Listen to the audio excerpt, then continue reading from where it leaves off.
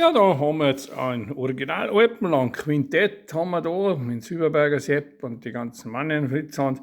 Und da sogar mit der Meudl Schmidbauer, der hat einmal gesungen auch bei einer. Und anlosen da wir uns jetzt eins von den bekanntesten, was sie gespielt haben, und zwar die Frau Meier. Ja.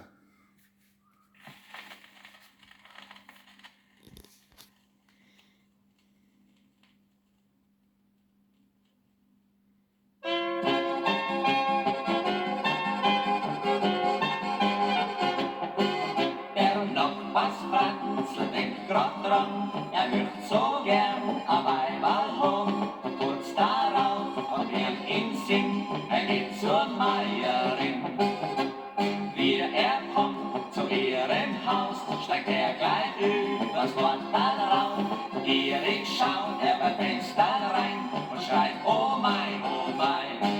Frau Meier, hat gelbe und Dosenhund, mit rote Maschen dran, mit rote Maschen dran.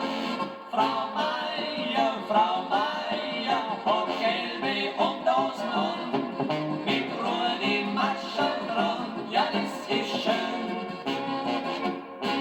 Der Reiz, der war so riesengroß, bei Franzl war der Teufel los.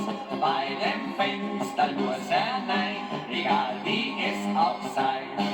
Frau Meier macht einen lauten Schrei und jaust vor Freude dann grad herbei. Da bist du ja, mein lieber Franz, und mach mein Leid an Tanz.